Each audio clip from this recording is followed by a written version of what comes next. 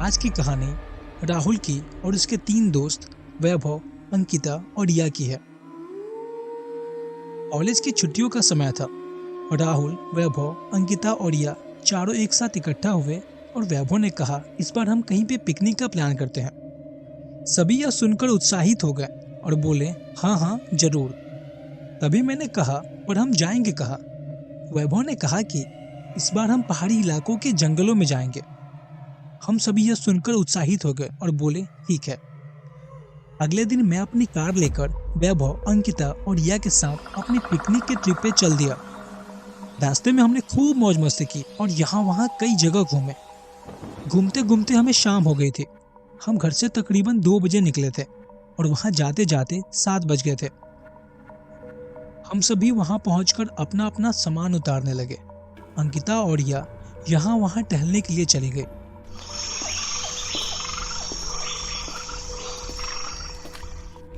मैंने चटाई बिछाई और अपना खाने का सामान उस पर रख दिया और मैंने अंकिता और रिया को आवाज लगाई, अंकिता और रिया जल्दी आ जाओ, खाना तैयार है।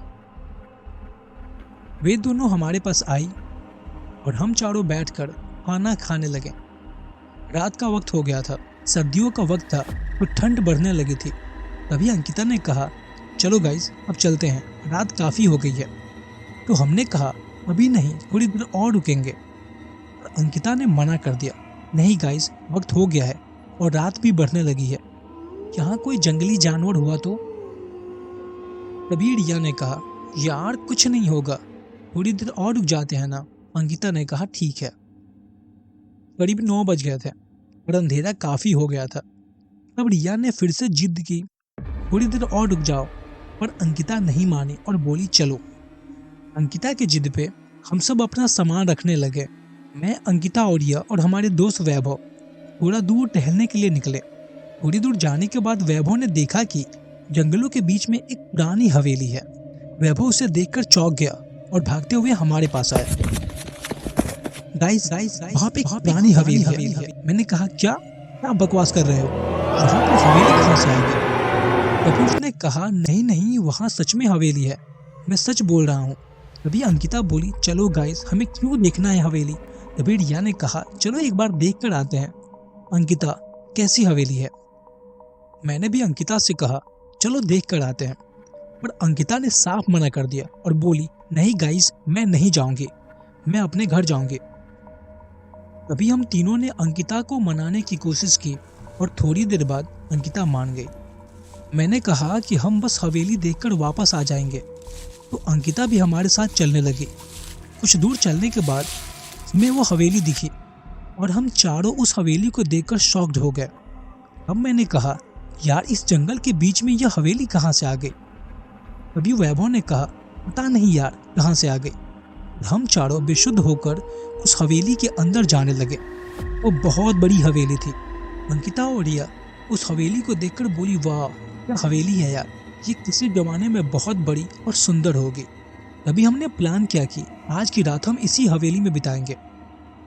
हम तीनों तो तैयार हो गए, लेकिन अंकिता ने फिर से मना कर दिया, गाइस मेरे पेरेंट्स नहीं मानेंगे, चलो घर चलते हैं। तभी रिया ने कहा, यार मैं तेरे पेरेंट्स को मना लूंगी। अंकिता को हम तीनों ने मिलकर बहुत समझाया और अंकिता फिर से मान गई। अंकिता बहुत घबराई हुई थी। अंकिता को मनाया और अंकिता मान गई। हम चारों अपनी गाड़ी की तरफ चल दिए और अपनी गाड़ी को हवेली के सामने ले आए। नीचे उतरकर अपना जरूरत का सामान और कुछ सूखी लकड़ियां इकट्ठा करने लगे। रात के करीबन 10 बज गए थे और ठंड काफी ज्यादा बढ़ गई थी। मैंने लकड़ी इकट्ठा करके आग जला ली। हम चारों दोस्त के इर्द गिर्द बैठ गए। हम यहाँ वहाँ की बातें करने लगे। तभी वैभव को जोर से टॉयलेट आया और वो खड़ा होकर जहाँ से हम आए थे उसी दरवाजे की ओर चलने लगा, लेकिन वो चौंक कर बोला, ये दरवाजा कहाँ गया? दरअसल हम जिस दरवाजे से अंदर आए थे अब वहाँ कोई भी दरवाजा नहीं था।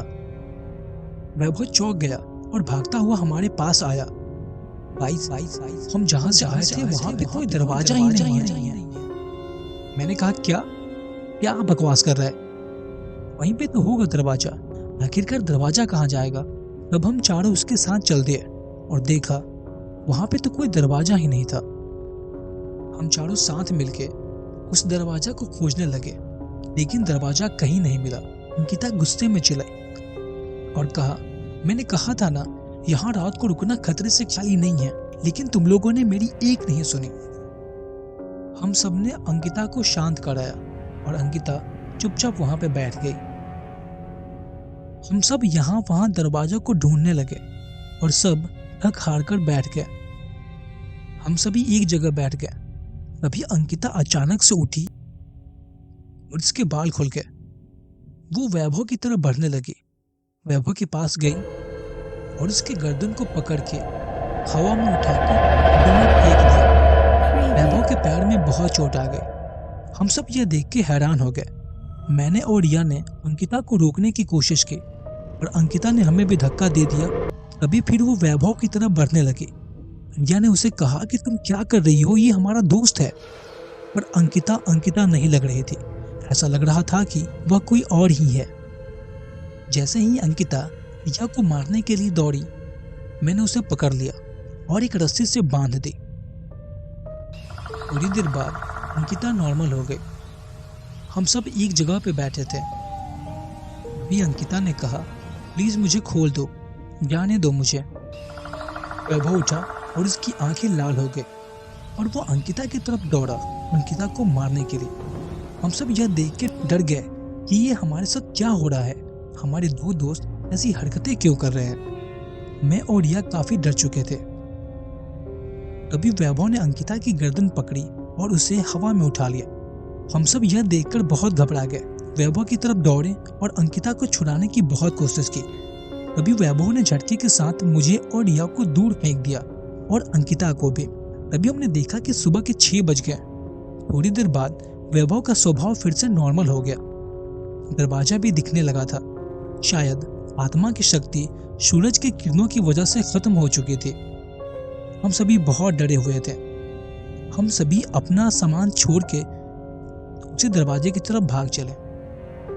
मैंने और रिया ने वैभव और अंकिता को अपने कंधों से पकड़ के कार की तरफ ले गए और उन्हें कार में बिठाया। हम सब की अच्छी किस्मत थी, हम सब बच गए और उस डरावनी और भूतिया हवेली से सही सलामत लौट गए। हम सभी ने गाड़ी स्टार्ट की और अपने घर की तरफ तेजी से बढ़ गए। अब पता नहीं कि उस भूतिया हवेली में किसकी आत्मा थी। शायद हम लोगों की किस्मत अच्छी थी कि हम लोग सही सलामत लौट आए। तो गाइज, यही थी आज की कहानी। अगर आपने भी कभी पैरानॉर्मल एक्टिविटी को फील किया हो या कोई आपके पास कहानी हो, आप दिए हुए ईमेल पे हमें शेयर कर सकते हैं। मिलते हैं अगली कहानी में। तब तक के लिए नमस्कार।